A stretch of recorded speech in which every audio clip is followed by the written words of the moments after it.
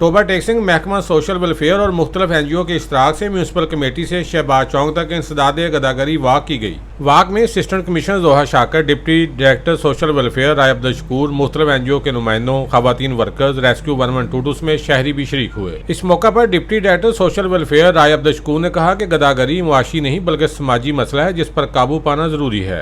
ये आज की जो वाक अरेंज की गई है ताकि जो हमारा ये माफिया है उसका कला कमा हो सके और जो हकदार हैं बेगर्स उनको तो भीख मिलनी चाहिए, लेकिन जो ये माफिया है और ये प्रोफेशनल हैं इनका जो है ना वो हमने कला कमा करना है। जी बिल्कुल, यहाँ पर आज हम वॉक करें ताकि गदागरी जैसी जो है मनूस को अपने माशरे से ख़त्म किया जाए। ये वॉक एंटी बैगरी के हवाले से है। इसमें हम तमाम लोगों को आगाही दे रहे हैं कि ताकि एंटी बैगरी के खिलाफ जो है अवेयरनेस पैदा कर सके। वाक के इख्तिताम पर गदागरी के खात्मे और आगाही के लिए शहरियों में मुफ्त पंफलेट भी तकसीम किए गए। कैमरामैन अली हैदर के साथ सुल्तान महमूद, टोबा टेक्सिंग।